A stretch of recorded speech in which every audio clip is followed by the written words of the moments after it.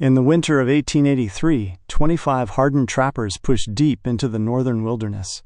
By spring, only 9 stumbled back out, starved, hollow-eyed, and carrying no furs, no proof of their months in the forest. Locals whispered of curses, madness, even betrayal among men who once called each other brothers. Some said the woods swallowed the others whole.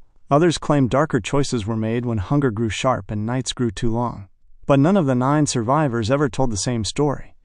And to this day, the truth of what happened in that hunting camp remains buried in the shadows of the forest. Before we go any further, if this is your first time here, we'd love for you to hit that subscribe button and turn on notifications. Your support means the world and helps us bring you even more powerful stories. Stick with us until the end, and if this mystery moves you, share your thoughts in the comments and pass it along to a friend. The Trek In. The year was 1883. 25 trappers stood at the edge of a snow-laden forest in the northern Rockies, their boots crunching against frost that had settled thick across the earth. Their breath came out in slow white plumes, curling into the brittle air before vanishing. Each man carried more than just rifles and gear. They carried hope, desperation, and a hunger for fortune. The whispers of the valley had traveled far. It was said to be a place where game ran thick, where pelts practically hung from branches, and where fortunes could be made in a single season. To men who lived from hunt to hunt, that was more than enough to gamble their lives on. They were hardened men. Their coats were patched from years of wear, their hands rough with calluses. Some whistled to hide the nerves. Some spat into the snow as if to stake their claim. A few glanced at one another with quiet competition in their eyes, because in the fur trade, survival meant profit, and profit often meant rivalry. As they began their trek, the sound of laughter echoed faintly, forced, brittle, and quickly swallowed by the forest. No one said it out loud, but the mood shifted the moment the trees swallowed them whole. The air grew heavier. The wind lost its whistle. Even the crows overhead circled once, then drifted away as if they knew better. Around the fire that first night, small talk passed between them. Some men bragged of the wealth they'd soon carry back, joking about how they'd outdrink and outgamble each other in town come spring. But a couple sat quieter, eyes drifting to the shadows beyond the firelight. "Funny, ain't it?" one murmured, tugging his collar tighter. "How the forest sounds different here. Like it's waitin'." Another chuckled nervously. "It's just the snow. Makes everything muffled, that's all." But the silence pressed against them harder with each passing hour. Even the crackling fire seemed smaller under that endless blanket of stillness. As the days stretched on, their march turned slower, more deliberate. Boots dragged through deepening snow, packs dug into sore shoulders. Yet none complained aloud. Pride kept their jaws tight, though a few cursed under their breath when no one was listening. At night, some lay awake staring at the black treetops, thinking of families left behind or debts waiting back in town. Others closed their eyes and dreamed only of fur stacked high in wagons. Still, every man knew this was more than a hunt. Something about the way the forest absorbed their voices, the way the air clung damp and cold against their skin, felt wrong. And though they tried to push it from their minds, an unspoken truth lingered in every glance shared around the fire. This journey wasn't just about what they might find. It was about what the forest might take from them. The camp and the cracks. By the 5th day, the men finally found a clearing large enough to stake their claim. The snow had thinned under the canopy, but the air still carried that sharp bite that clawed through their coats. They dropped their packs with groans of relief, shoulders stiff and blistered from the weight. Canvas tents went up in staggered rows, ropes tightened between trees, smoke rising from hastily built fires. Tools clanged against stone, laughter burst in short, nervous spurts, and the crackle of burning pine filled the space between them. On the surface, it looked like a camp buzzing with life. But step back, just a little, and you'd see something else. The firelight never seemed to push far enough. Shadows clung to the edges, curling around the men as if they were being watched. The forest loomed like a silent wall, and though no one admitted it, many felt as if they had walked into a place that didn't want them there. One evening, as they skinned their first catches, 2 trappers leaned close, speaking low so others wouldn't hear. "Notice how quiet it is? No wolves, no owls, not even a rabbit scurrying at night." His companion nodded slowly, sharpening his blade against a rock. Yeah. Almost feels like the woods are listening. Mark my words. This place ain't right." Across the camp, another pair were joking loudly, mocking the men for being, quote, "superstitious old fools." They drank from tin cups, spilling liquor down their beards as they laughed, Yet, when the fire dimmed and the laughter thinned, even they darted uneasy glances into the trees. Days bled into nights. The camp grew efficient but colder. Men who once joked freely now worked with their heads low, shoulders hunched against more than the cold. The forest weighed heavy on them, pressing into their bones. And then came the arguments. At first, it was small, bickering over pelts, accusations of slacking, a man refusing to share his tobacco. But the tension simmered just beneath the surface.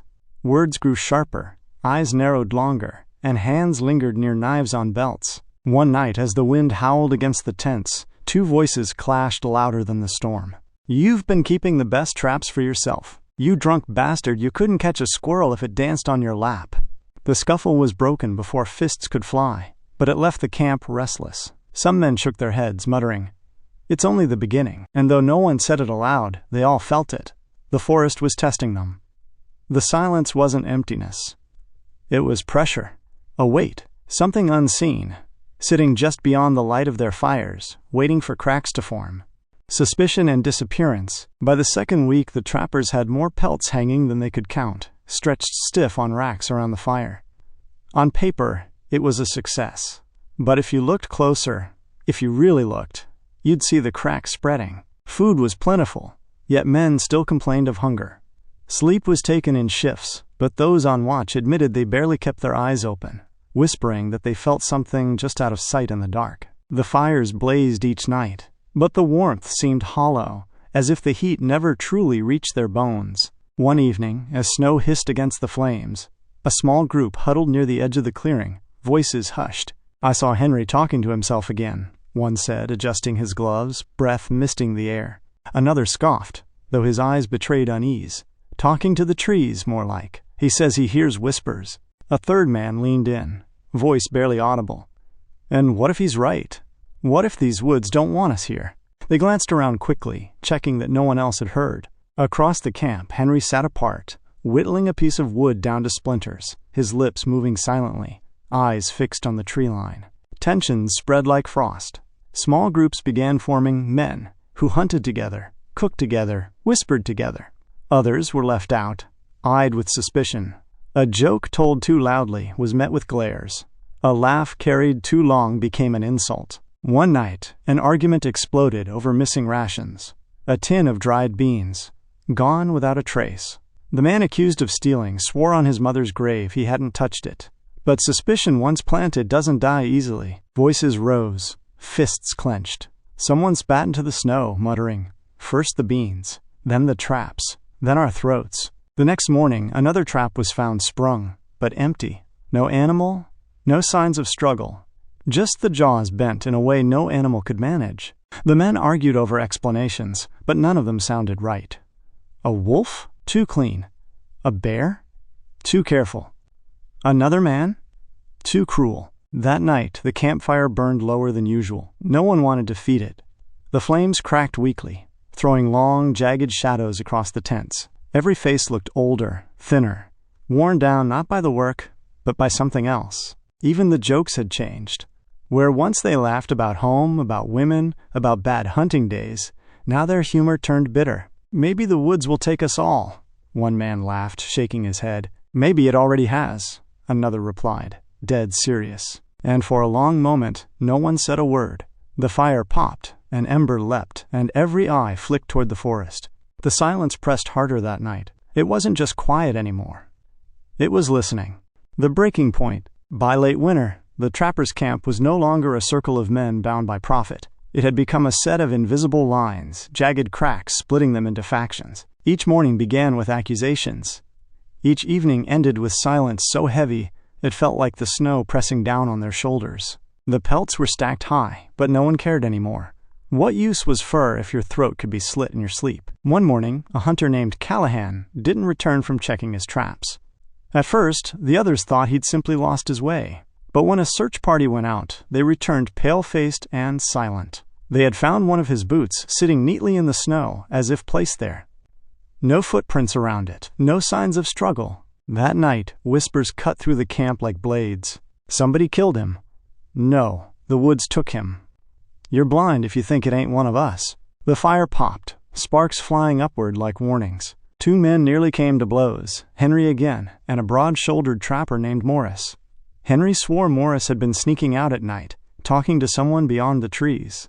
Morris lunged at him, face twisted with rage, before others dragged him back. From then on, no one slept deeply. Men lay with knives at their sides, eyes flicking open at the crack of a twig. A group began hoarding food, keeping it hidden beneath their tent.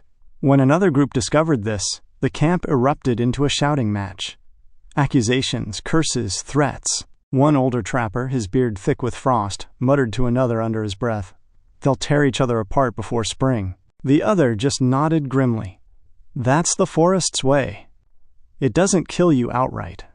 It makes you do the work. Snow kept falling, heavier now, burying old tracks, swallowing signs of where men had walked. The camp shrank inward, the trappers bunching closer to the fire, but never to each other. Then came the night of the storm. The wind howled like a living thing, tearing at the tents, rattling the racks of drying pelts.